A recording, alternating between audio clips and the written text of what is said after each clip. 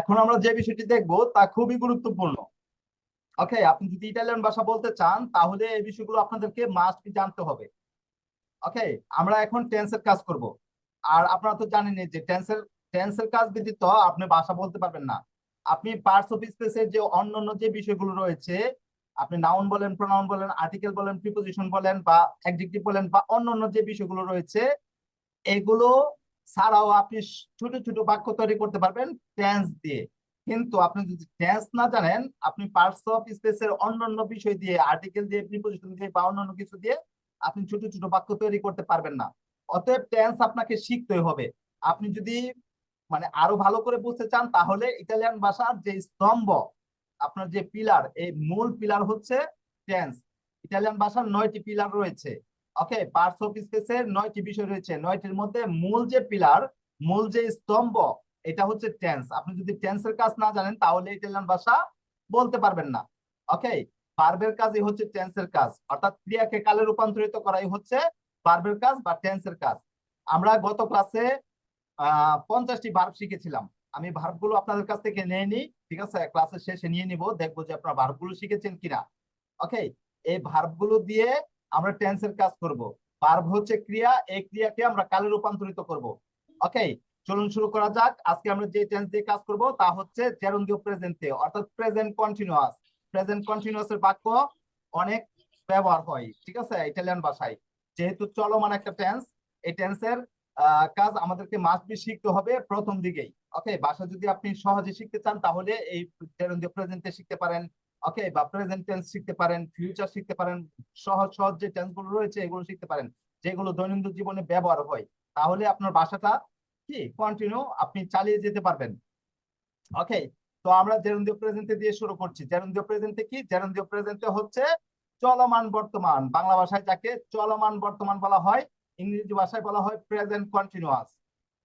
ওকে, এখন কথা হচ্ছে এই জেরুন্ডিও প্রেজেন্টেটা কখন ব্যবহার হয়। ওকে, জেরুন্ডিও প্রেজেন্টে কখন ব্যবহার হবে, বা চলমান বর্তমান বা বা প্রেজেন্ট কন্টিনিউয়াস কখন ব্যবহার হয়? ওকে, কোনো কাজ শুরু হয়েছে। ওকে, কোন কাজ শুরু হয়েছে, এখনো শেষ হয়নি। হ্যাঁ, কাজটি চলমান অবস্থায় রয়েছে, এরকম অবস্থায় আমরা জেরুন্ডিও প্রেজেন্টে বা চলমান বর্তমান ব্যবহার করব। ওকে, আমি আবারও বলছি, কোন কাজ শুরু হয়েছে, কাজটির শেষ হয়নি, কাজটির ফল আমরা এখনো পাইনি। ওকে, কাজটি যেহেতু শেষ হয়নি, কাজটি চলমান অবস্থায় রয়েছে, এরকম অবস্থায় আমরা জেরুন্ডিও প্রেজেন্টে বা চলমান বর্তমানের বাক্য নিয়ে কাজ করব। ওকে, বা চলমান বর্তমানের কাজ করব। যেরকম আমরা ক্লাস করছি বা করতেছি। ওকে, আমরা ক্লাস শুরু করেছি কিন্তু এখনো শেষ করিনি। ওকে, আমি কথা বলতেছি। ওকে, আমি কথা বলা শুরু করেছি কিন্তু এখনো শেষ করিনি। ওকে, যেরকম আমি হাতে একটা কলম নিলাম, আমি লিখতেছি। যে তুমি কি করছো, তুমি কি করছো? আমি লিখছি বা আমি লিখতেছি। এই যে লিখতেছি লিখতেছি, আমার লেখা যখন শেষ হয়ে যাবে তখন আমার কাজ শেষ হবে, তখন এটা অতীত হয়ে যাবে, সাধারণ অতীত হবে। আর যতক্ষণ পর্যন্ত আমি লিখছি, এটা কি চলমান অবস্থায় রয়েছে, আমার কাজটা কি কন্টিনিউ করতেছে, আমি চলমান অবস্থায় রয়েছি। এরকম অবস্থায় হবে জেরুন্ডিও প্রেজেন্টে বা চলমান বর্তমান। যেরকম আপনি কাজের জায়গায় গেছেন, ওকে, যাওয়ার পর আপনি কি করছেন? আমি কাজ করতেছি। আমি কি? আমি রান্না করছি। আমি প্লেট, আমি থালা বাসন ধুচ্ছি। ওকে, এরকম অবস্থায় কি আপনি চলমান বর্তমান রয়েছেন। আপনি কাজে যতক্ষণ পর্যন্ত থাকবেন, কাজ যতক্ষণ পর্যন্ত শেষ না হবে, এতক্ষণ পর্যন্ত কি আপনি কাজ করতেছেন। ওকে, যখন শেষ হবে তখন আপনি কাজ করেছেন, মানে আমি কাজ করেছি। আর যতক্ষণ কাজ করব এতক্ষণ পর্যন্ত কি আমি কাজ করতেছি, তার মানে কি এতক্ষণ পর্যন্ত হচ্ছে চলমান বর্তমান। ওকে, যেরকম এখানে একটা ফ্যান ঘুরছে, ঠিক আছে, তার মানে ফ্যানটা ঘুরছে ঘুরছে ঘুরছে ঘুরছে ঘুরছে, ঠিক আছে, এই ঘোরার শেষ নাই। তার মানে এটাই হচ্ছে চলমান বর্তমান। ফ্যানটা কি ওয়ার্ক করছে, ফ্যানটা কাজ করছে, ফ্যানটা কন্টিনিউয়াসলি ঘুরতেছে, ঠিক আছে, যতক্ষণ পর্যন্ত এটাকে অফ না করি। যদি অফ করে ফেলি তাহলে ফ্যান ঘোরা বন্ধ হয়ে যাবে, তখন আমি বলতে পারবো যে ফ্যান ঘুরেছিল বা ফ্যান ঘুরেছে, তখন অতীতে চলে যাবে। আর যতক্ষণ পর্যন্ত এটা রানিং অবস্থায় আছে এতক্ষণ পর্যন্ত কি চলমান বর্তমানে রয়েছে। তো চলমান বর্তমান কখন হয়?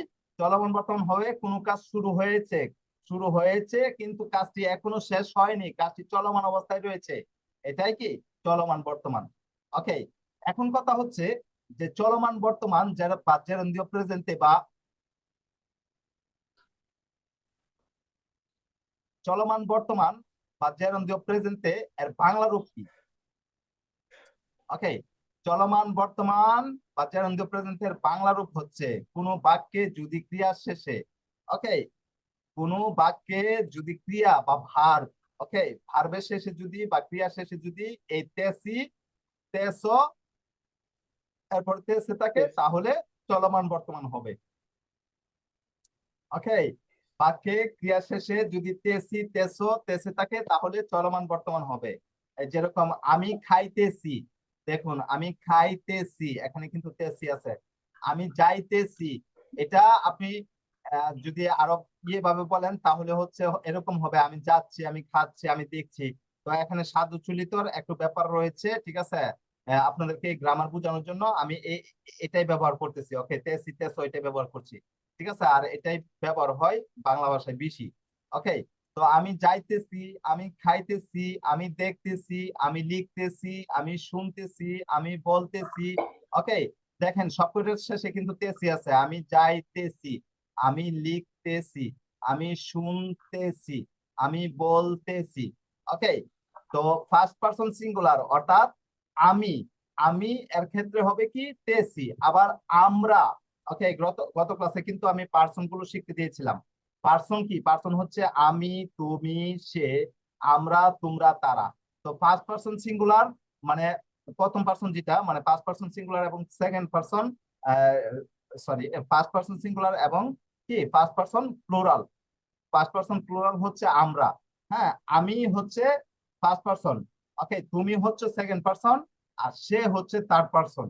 ওকে, আবার আমরা হচ্ছে ফার্স্ট পারসন, বাট এটা হচ্ছে বহু বচন মানে প্লুরাল। ওকে, তোমরা হচ্ছে সেকেন্ড পারসন বাট হচ্ছে প্লুরাল, তারা হচ্ছে থার্ড পারসন বাট প্লুরাল অর্থাৎ বহু বচন। ওকে, তো আমি এবং আমরা এই দুইটার ক্ষেত্রে কি হবে? তেসি। আমি এবং আমরা এই দুইটার ক্ষেত্রে হবে তেসি। তুমি এবং তোমরা এই দুইটার ক্ষেত্রে হবে তেসো। যেরকম তুমি লিখতেছো, তুমি বলতেছো, তুমি শুনতেছো, তুমি যাইতেছো। ওকে, বা তোমরা যাইতেছো, তোমরা বলতেছো, তোমরা শুনতেছো। ওকে, এরপর তেসে হবে থার্ড পারসনের ক্ষেত্রে, থার্ড পারসন সিঙ্গুলার এবং থার্ড পারসন প্লুরাল অর্থাৎ সে এবং তারা এই দুইটার ক্ষেত্রে হবে তেসে। যেরকম সে বলতেছে, সে শুনতেছে, সে দেখতেছে, সে গাইতেছে, সে নাচতেছে, বা তারা নাচতেছে, তারা বলতেছে, তারা লিখতেছে, তারা পড়তেছে। ওকে, এ হচ্ছে জেরন্ডিও প্রেজেন্টে বা চলমান বর্তমানের কাজ। ওকে, কোনো বাক্যে যদি ক্রিয়া শেষে তেসি, তেসো, তেসে থাকে তাহলে আমরা চলমান বর্তমানের কাজ করব।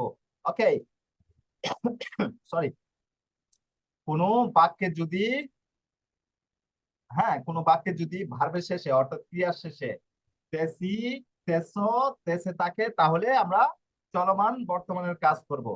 এই যে দেখুন আমি যাইতেছি, হুম, আমি যাইতেছি, এখানে দেখুন লাস্টে তেসি রয়েছে। ওকে, আমি যাইতেছি আর লাস্টে কি রয়েছে? তেসি রয়েছে। হ্যাঁ, আমি যাইতেছি, এই যে দেখুন তেসি রয়েছে, তেসি। বা আমরা যাইতেছি, দেখুন তেসি রয়েছে। আমি খাইতেছি, দেখুন তেসি রয়েছে। আমি শুনতেছি, দেখুন তেসি রয়েছে। ওকে, বা তুমি রাখতেছো, দেখুন এখানে তেসো রয়েছে। তোমরা রাখতেছো, তোমরা খাইতেছো, তোমরা বলতেছো। ওকে, বা সে শুনতেছে, এই যে দেখুন এখানে তেসে রয়েছে। সে শুনতেছে, সে বলতেছে, বা তারা শুনতেছে, তারা বলতেছে, তারা খাইতেছে। ওকে, তো এই হচ্ছে বাংলা রূপ। ওকে, জেরন্ডিও প্রেজেন্টে বা চলমান বর্তমানের বাংলা রূপ। আমরা বাংলা রূপটা দেখে নিয়েছি। বাংলা রূপটা কি সবার ক্লিয়ার হয়েছে যে কখন জেরন্ডিও প্রেজেন্টে হয় অর্থাৎ কখন চলমান বর্তমান হয়, আর চলমান বর্তমানের বাংলা রূপটা কি? আপনাদের ক্লিয়ার হয়েছে? সবাই বুঝতে পেরেছেন? জি স্যার। জি জি স্যার। জি জি। ওকে, তাহলে এবার আমরা সামনে বাড়ি। ওকে, মিউটে যান সবাই। তো আমরা চলমান বর্তমানের বাংলা রূপ দেখে নিলাম এবং কখন ব্যবহার হয় তাও জেনে নিলাম। এখন আমরা কি জানবো?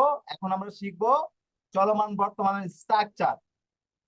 ওকে, মানে জেরন্ডিও প্রেজেন্টের স্ট্রাকচার, গঠন প্রণালী, কিভাবে বাক্য গঠন করতে হয়। চলুন দেখা যাক। বাক্য গঠন করার জন্য আপনাকে যে বিষয়টা জানতে হবে তা হচ্ছে ইস্তারে ভার্বের প্রেজেন্টে। ওকে, ইস্তারে একটা ভার্ব রয়েছে। ইস্তারে শব্দের অর্থ কি? থাকা। ইস্তারে শব্দের অর্থ হচ্ছে টু স্টে। ইংরেজি ভাষায় টু স্টে, বাংলা ভাষায় থাকা। ওকে, এই ইস্তারে ভার্বের প্রেজেন্ট টেন্স আমাদেরকে জানতে হবে। এখন বলতে পারেন স্যার আপনি তো আমাদেরকে প্রেজেন্ট টেন্স শিখান নাই। এখন আমরা কিভাবে প্রেজেন্ট টেন্স এর কাজ করব আপনাদেরকে শিখাইনি, পরে শিখাবো। প্রেজেন্ট টেন্স কাজ, প্রেজেন্ট টেন্সের কাজ পরে করব। শুধু আপনারা এই যে ইস্তারে ভার্বের প্রেজেন্ট টেন্সটা মুখস্থ করে নিতে হবে। ওকে, ইস্তারে ভার্বের প্রেজেন্ট টেন্সটা আপনাদেরকে মুখস্থ করে নিতে হবে। ইস্তারে ভার্বের প্রেজেন্ট টেন্স কি? ইও। ইও মানে কি? ইও মানে আমি। আমি বাংলা সহটা দিচ্ছি, এই যে দেখুন। ইস্তারে ভার্বের প্রেজেন্টে ইও ইস্ত। ওকে, ইও ইস্ত এর অর্থ হচ্ছে আমি আছি। ওকে, ইও এর ক্ষেত্রে কি হবে? ইস্ত। ইও ইস্ত। তারপর তু ইস্তাই।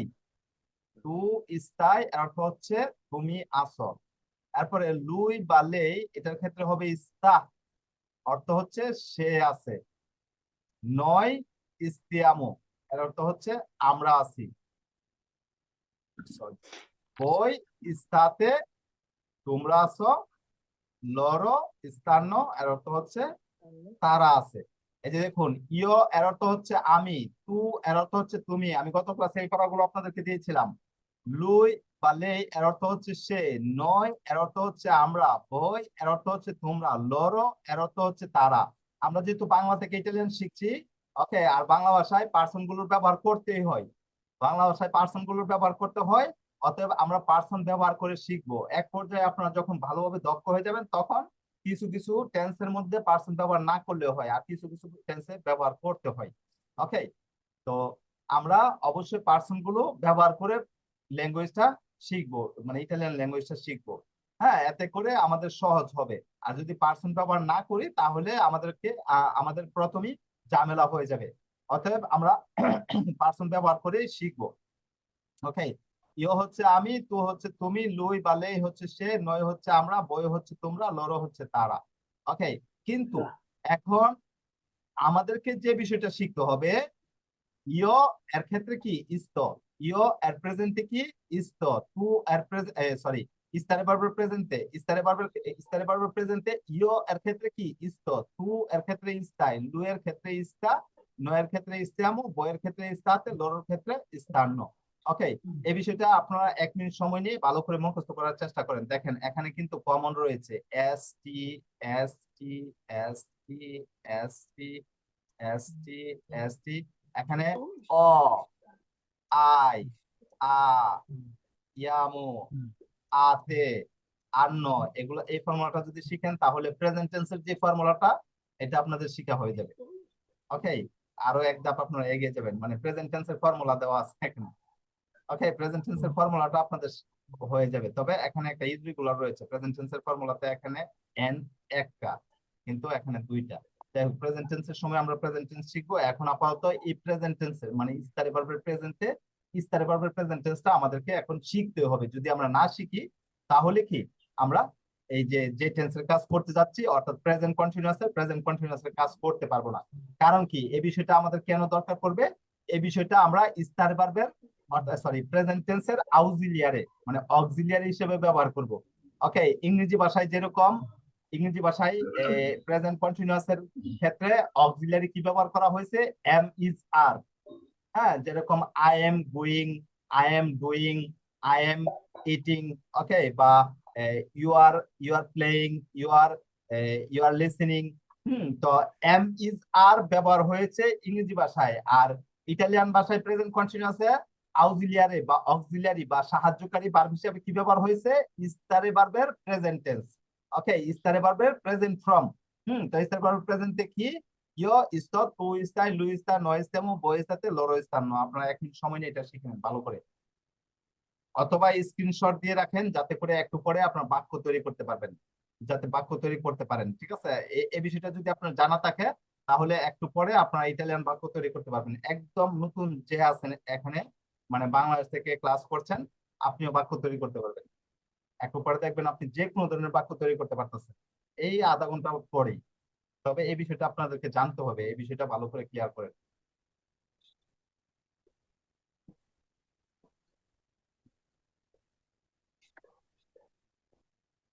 Lo stiamo, voi state, loro stanno, lui sto, io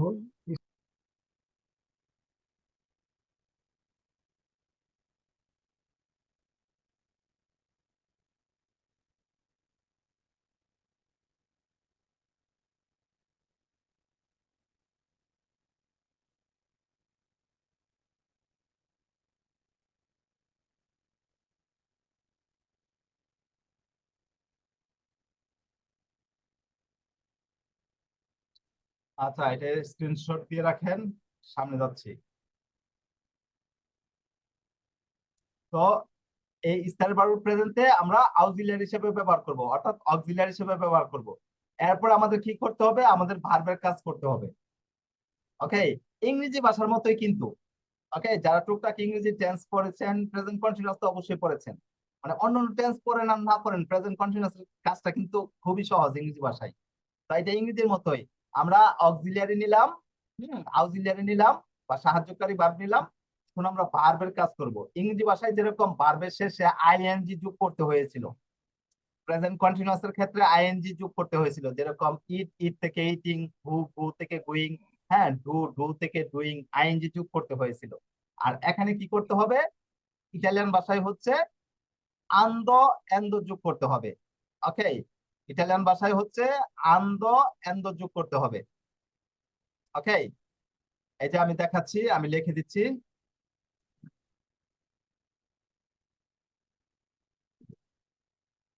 এই স্লাইডটা লোড করা হয়নি। আচ্ছা,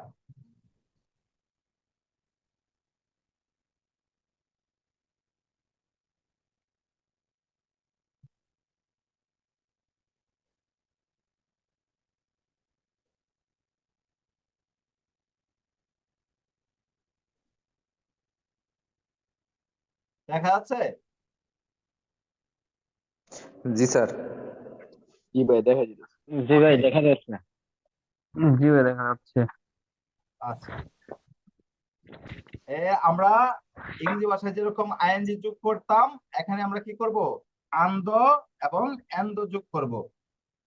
ওকে, খেয়াল রাখবেন, এই বিষয়টা খেয়াল রাখবেন, আন্দ এবং এন্দ। হুম, যেরকম আ, এ, রে।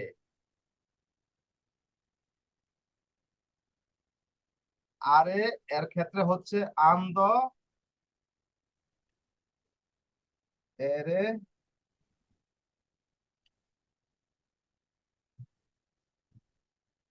আচ্ছা।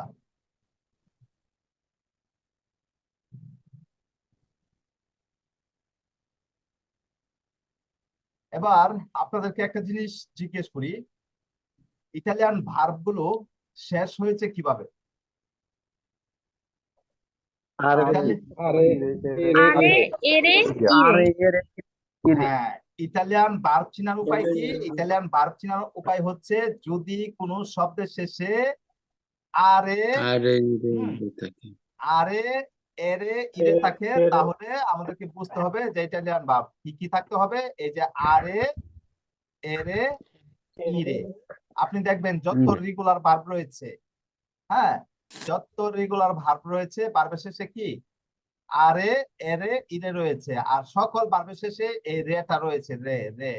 মনে রাখবেন এই শব্দটা রে, এর একটা অর্থ রয়েছে। রে অর্থ হচ্ছে রাজা। ওকে, রে অর্থ হচ্ছে রাজা। তো ইতালিয়ান ভার্বের শেষে কি আরে, এরে, ইরে রয়েছে। ভার্ব চিনার উপায় হচ্ছে, ভার্বের শেষে আরে, এরে, ইরে থাকবে, মাস্ট বি। যদি আরে, এরে, ইরে থাকে, তাহলে আমরা বুঝবো যে এটা ইটালিয়ান ভার্ব। ওকে, আচ্ছা। তো যদি কোনো ভার্ব আরে দিয়ে শেষ হয়, যদি কোনো ভার্ব আরে দিয়ে শেষ হয়, সেক্ষেত্রে আমরা জেরন্ডিও প্রেজেন্টের যে ফর্মুলাটা ব্যবহার করব, হ্যাঁ, ভার্বের যে কাজ করব, ভার্বের শেষে, হ্যাঁ, আমরা এ আন্দ বসিয়ে দিব। ওকে, যদি ভার্ব আরে দিয়ে শেষ হয়। আর যদি ভার্ব এরে কিংবা ইরে দিয়ে শেষ হয়, সেক্ষেত্রে আমরা এন্দ বসাবো। মনে থাকবে? জি যদি ভার্ব আরে দিয়ে শেষ হয় সেক্ষেত্রে আমরা আন্দ বসাবো, আর যদি ভার্ব এরে দিয়ে শেষ হয় সেক্ষেত্রে আমরা এন্দ বসাবো। এন্দ ইরে দিয়ে শেষ হলে এন্দ। ওকে, আমি আবারও বুঝিয়ে বলছি। ইটালিয়ান ভার্ব গুলো শেষ হয় 3 ভাবে। ভার্ব গুলো শেষ হয় আরে, এরে এবং ইরে দিয়ে। ওকে, তো যদি কোনো ভার্ব আরে দিয়ে শেষ হয় সেক্ষেত্রে জেরন্ডিও প্রেজেন্টের ক্ষেত্রে আমরা কি করব? আন্দ বসাবো। আর যদি কোনো ভার্ব এরে কিংবা ইরে দিয়ে শেষ হয় সেক্ষেত্রে আমরা এন্দ বসাবো। কথা ক্লিয়ার? এখন কথা হচ্ছে কিভাবে বসাবো, কখন বসাবো। আমরা যাকে দিয়ে চিনলাম তাকেই কি বাদ দিয়ে দিব। ওকে, একটা উদাহরণ দিচ্ছি। এখানে মেহেদি সাদিকে দিয়ে আমি প্রায় 2 জনকে চিনলাম। এখানে মেহেদি সাদির আন্ডারে 2 জন ভর্তি হয়েছে, অথবা মেহেদি সাদির বন্ধুর আন্ডারে 2 জন ভর্তি হয়েছে। ঠিক আছে, মেহেদি সাদি আজকে একটা স্টুডেন্ট ঢুকালো। আচ্ছা, এখন নতুন স্টুডেন্টের নামটা আমার মনে নেই। নামটা কি মেহেদি? সাইদুর রহমান। সাইদুর রহমান। এখন মেহেদিকে দিয়ে আমি সাইদুরকে চিনলাম। ওকে, এখন এই সাইদুরের সাথে আমার খুব ভালো সম্পর্ক হয়ে গেছে, আর মেহেদির সাথে কি আমার সম্পর্ক শেষ। মানে আমি ধরলাম ওই সাইদুরের সাথে আমার বন্ধুত্বপূর্ণ সম্পর্ক হয়েছে, আর মেহেদির সাথে বন্ধুত্বপূর্ণ সম্পর্ক ছিল, মেহেদির সাথে বাদ হয়ে গেছে সম্পর্কটা। এরকম হয় না, একটা বন্ধুর মাধ্যমে আরেকজন বন্ধুকে চিনে, এরপরে হচ্ছে ওই বন্ধুর সাথে ভালো সম্পর্ক হয়, আর পুরান বন্ধু জানে এর আচরণ ভালো না, এর বাদ দিয়ে দেন। এরকম হয় না? হয়। ঠিক আছে, আমাদের ফ্রেন্ড সার্কেলে এরকম অহরহ হয়, মানে হাজার হাজার হয়। আপনি ইতালিতে থাকতে গেলে কমপক্ষে এরকম ফ্রেন্ড প্রায় 20টা 30টা পাবেন, যে একজনের মাধ্যমে আরেকজনের চিনছেন, কিন্তু যাকে দিয়ে চিনছেন তাকে বাদ দিয়ে দিলেন। ওকে, তো আমরা ভার্ব চিনলাম কিভাবে? ভার্ব চিনার উপায় কি? ভার্ব চিনার উপায় হচ্ছে ভার্বের শেষে যদি আরে থাকে, এরে থাকে, ইরে থাকে তাহলে হচ্ছে ইতালিয়ান ভার্ব, নাকি? যদি ভার্বের শেষে আরে থাকে, এরে থাকে এবং ইরে থাকে তাহলে হবে কি? Italian verb. তো আমরা কি করব? আরে, এরে, ইরে বাদ দিয়ে দিব। ওকে, কি বাদ দিব? জি স্যার।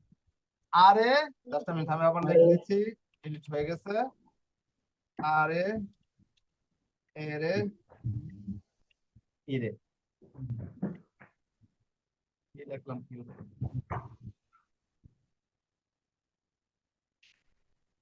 ওকে, আমরা আরে, এরে, ইরে বাদ দিব। ঠিক আছে, আরে বাদ দিয়ে কি যোগ করব?